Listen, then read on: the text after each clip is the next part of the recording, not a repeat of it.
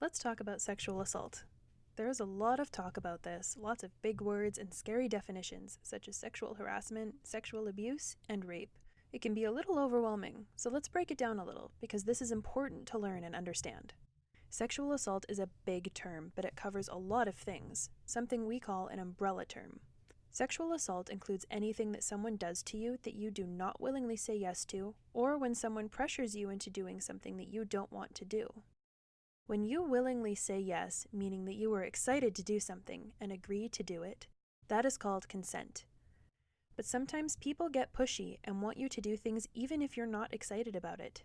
If you say no and they don't stop, this could fall under sexual assault.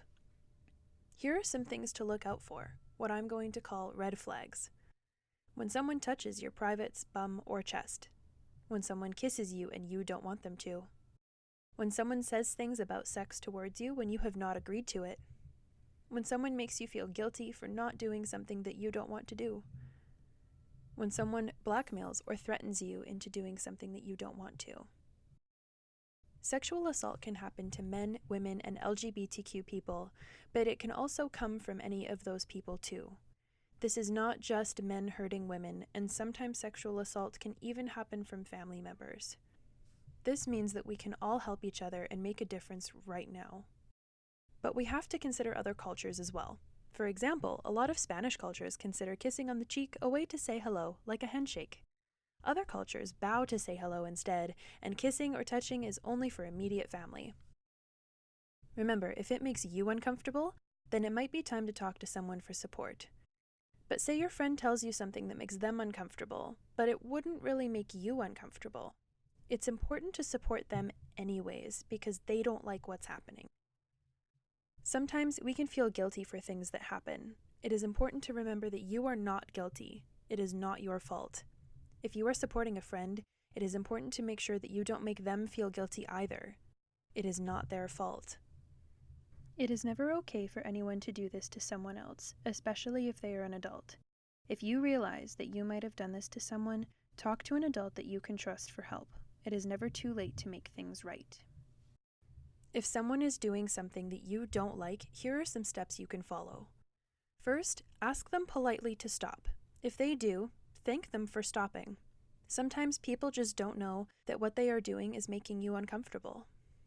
If they don't stop, ask them again, but more firmly. No, I don't like that. Stop. If they still don't stop, then it's time to reach out for help. Here are some things you can do if you have experienced or are experiencing sexual assault. Talk to your parents or a friend's parents if that's more comfortable for you. Talk to your teacher or principal. Talk to the police.